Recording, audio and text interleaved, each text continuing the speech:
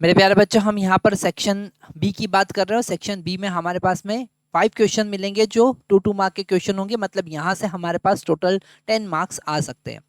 First question हम देख रहे हैं 17.17 का ए पार्ट हम देख रहे हैं और दूसरा पार्ट और में होगा। तो यहाँ पर क्वेश्चन हमारे पास डिफ्रैक्शन से रिलेटेड है, सिंगल स्लिट एक्सपेरिमेंट से रिलेटेड है। क्वेश्चन में गिवन है a beam of light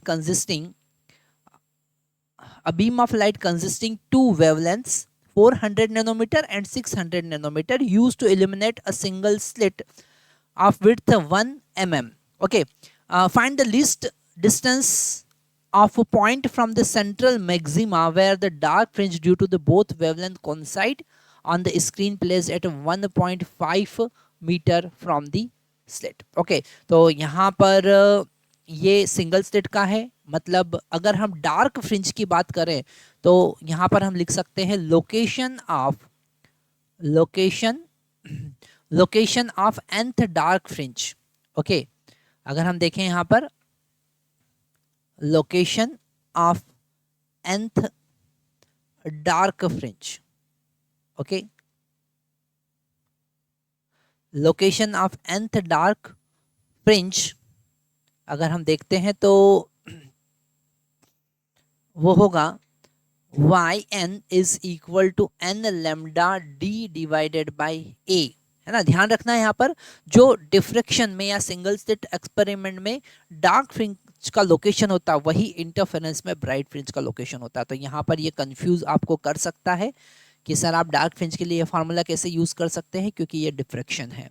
okay, तो यहाँ पर अगर हम फर्स्ट की बात करें तो मान लेते हैं n1, उसका n1th जो फ्रिंज ब्राइट फ्रिंज है वो कोइंसाइड कर रहा है n2 ब्राइट फ्रिंज के साथ। तो आप लिख सकते हैं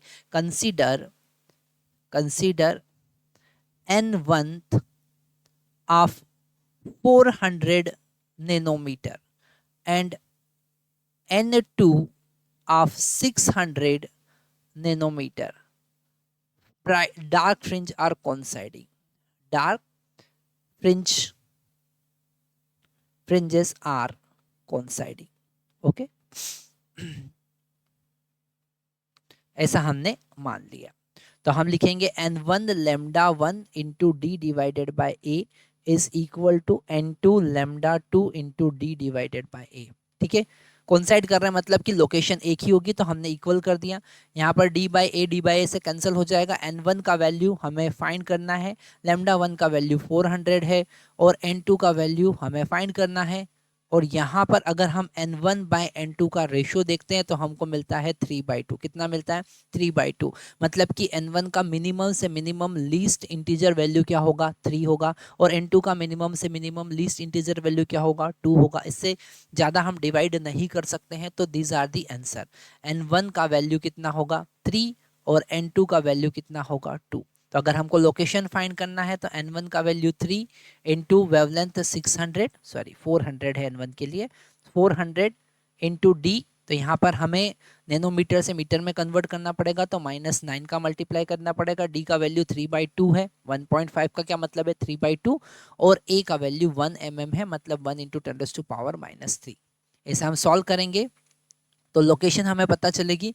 यहाँ पर इस 2 से 400 को हम 200 टाइम कैंसिल कर सकते हैं और 3 × 3 9 × 2 18 मिलेगा, मतलब 1800 × 10⁻⁻9 न्यूमरेटर में, -3 डिनोमिनेटर में है, तो अल्टीमेट हमको -6 मिलेगा।